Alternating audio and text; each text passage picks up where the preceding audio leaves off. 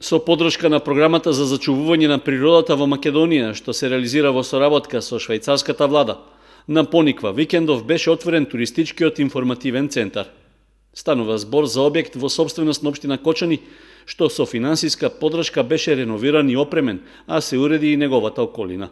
На промоцијата на инфоцентарот Пониква, на која присуствуваа заменик амбасадорот на Швајцарија Стефане Томажијан, амбасадорот на Европската Унија Самуел Жбогар и министрите за локална самоуправа и за земјоделство Сухил Фазлију и Љупчо Николовски, беше истакнато значењето на проектот за целиот регион. Туристите кои доаѓаат на Пониква во текот на целата година ќе имаат можност да добијат информации за интересни локалитети од источнопланскиот регион, кои вредат да бидат посетени заради нивните природни и културни вредности.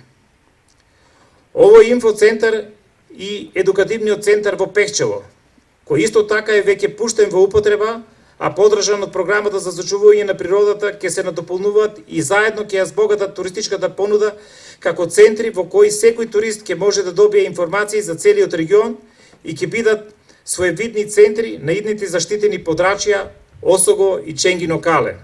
Министерот за локална самоуправа Фазлију рече дека државата ќе продолжи со поддршката на развојот на туризмот во регионот. Владата на Република Македонија ова година ги имаше дуплирано средствата за рамномерен регионален развој. Во моментов во источниот плански регион започнува реализацијата на 10 нови инфраструктурни проекти или техничка документација за развој на планскиот регион, на селата и на подрачјата со специфични развојни потреби, во вредност од 36 милиони денари од буџетот на државата преку програмата за рамномерен регионален развој. Во промоцијата на туристичкиот информативен центар се вклучија и членови на извидничкиот одред Ластовица од Кочани, кои демонстрираат дел од своите вештини. Инфоцентарот Пониква е изграден со реконструкција на стар воен објект, кој во еден период функционирал и како воена болница. Во првата фаза, зградата беше комплетно обновена и внатрешно уредена, а со втората фаза се изградени амфитеатрален простор за интеракција со туристи, инфотерминал и место за одмор. Во објектот туристите можат да добијат информации, мапи, летоци и други печатени и промотивни видеоматеријали, како и сувенири за продажба. Инфоцентарот располага со сала за состаноци и семинари што може да се изнајмува, со што би се обезбедувале средства за одржување на објектот.